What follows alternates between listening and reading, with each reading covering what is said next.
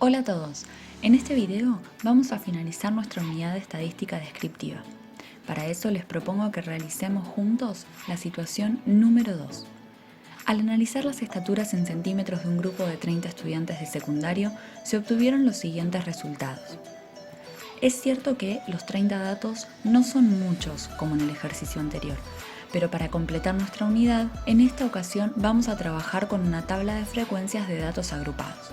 Recordemos que las 30 personas encuestadas son nuestra muestra y que dicha muestra se simbolizaba con la letra N en minúscula. En este caso, tenemos una variable de tipo cuantitativa que es la estatura de las 30 personas en centímetros. Antes de confeccionar nuestra tabla de frecuencias, es muy importante reconocer algunas definiciones previas. Rango o amplitud. El rango es la resta del extremo superior de la muestra con el extremo inferior. Es decir, el rango o amplitud nos indica qué variación hay entre el valor mínimo de nuestra muestra y el valor máximo. Cada uno de los datos se simboliza con la letra X y el rango es simbolizado con la letra R.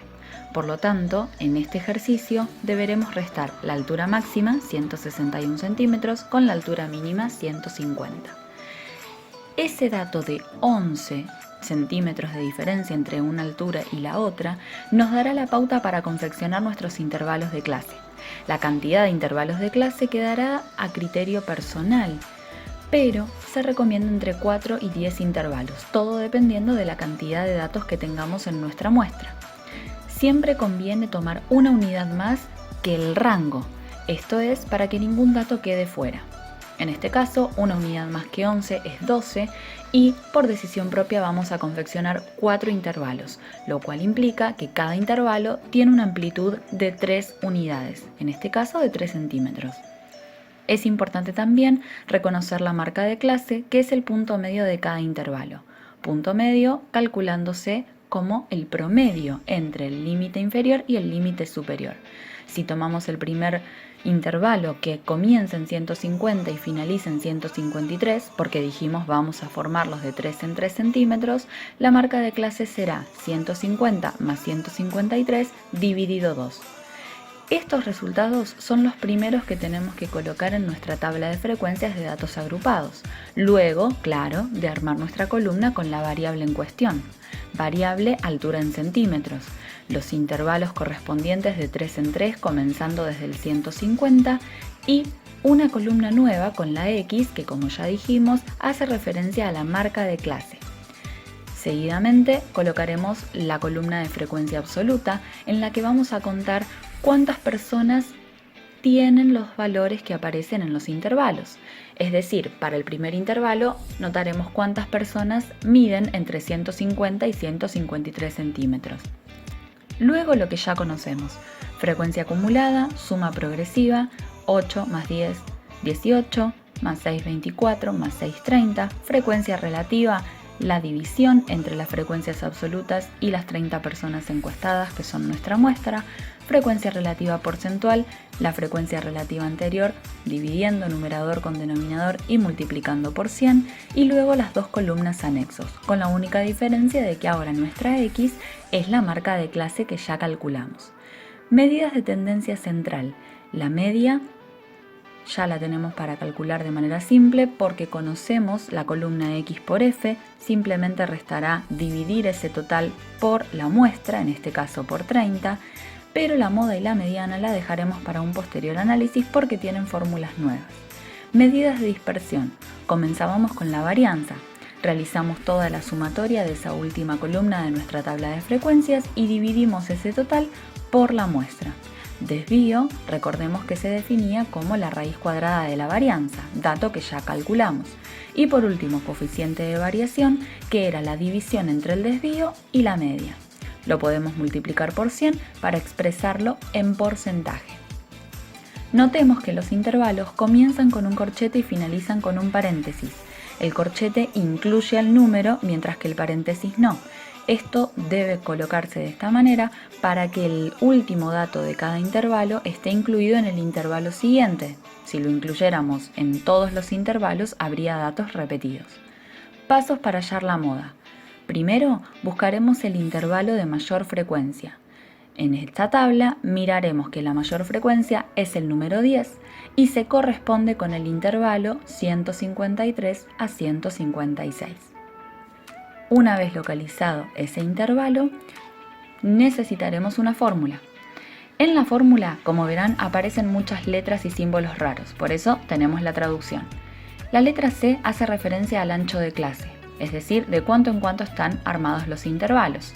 Dijimos que los armamos de 3 en 3, como también puede verse en la tabla. El triangulito se llama delta y hace referencia a una diferencia. La diferencia, recordemos, es la resta. Vamos a tener dos delta, delta 1 y delta 2. El delta 1 va a ser la resta entre la frecuencia absoluta máxima, en este caso la frecuencia 10, y su anterior en la tabla, que es 8. 10 menos 8, 2. El delta 2 será la resta entre la frecuencia 10 y su siguiente, es decir, 6. 10 menos 6, 4. Luego analizaremos todos estos datos en nuestra fórmula para hallar efectivamente cuál es esa moda. Vamos a ver los pasos para calcular la mediana. Primero, recordemos que la mediana era el dato que dividía la muestra en dos mitades iguales, por lo tanto vamos a hacer ese cálculo, n dividido 2, 30 dividido 2, lo que nos dará 15. Ese número 15 es un dato dentro de nuestro experimento. Debemos localizar en qué intervalo ese 15 está incluido. Para eso vamos a mirar la columna de frecuencia acumulada. En la primera parte tenemos solo 8 datos, no alcanzamos al dato 15. ¿Cuándo alcanzamos al dato 15? Recién en la segunda celda, esto es, en la frecuencia acumulada que marca el número 18 y que se corresponde con el intervalo nuevamente de 153 a 156. La mediana tiene esta fórmula asociada que estamos viendo en pantalla, en donde nuevamente aparece el ancho de clase, aparece el límite inferior del intervalo, que es el 153, y aparece también la frecuencia acumulada anterior, que es la que estamos señalando 8, y la frecuencia real del intervalo, que es el mismo 10 que antes.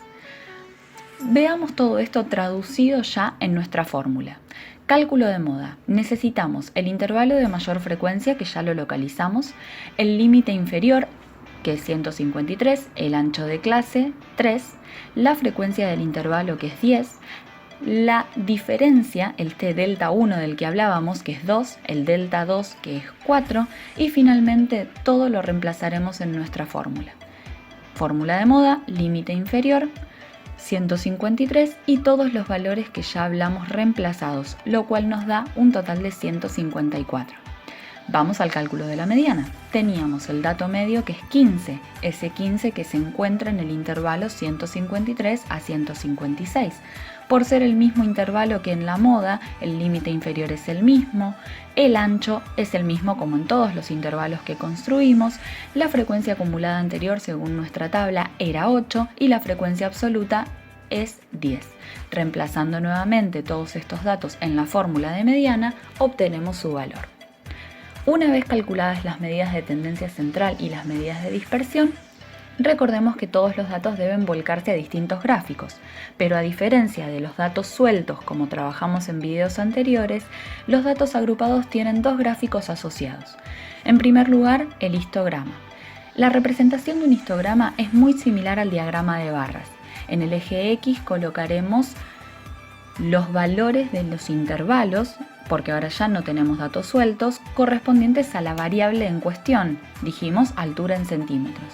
En el eje Y, el eje vertical, seguiremos colocando las frecuencias absolutas. Conservemos las distancias siempre entre número y número. Un dato importante, en el eje X colocaremos no todos los valores de los intervalos para no caer en la repetición, sino solamente los límites inferiores. El 150, el 153, 156, 159 y 162. El último número se corresponde claramente con el último número que aparece en toda nuestra tabla dentro de los intervalos. Seguidamente, una vez marcadas las barras, que tienen la particularidad de tener que estar pegadas, juntas consecutivas, deberemos marcar con un punto justo en el medio de cada barra lo que simbolizábamos como marca de clase y finalmente unir cada punto con líneas rectas. Además del histograma, el otro gráfico asociado es el de la ojiva.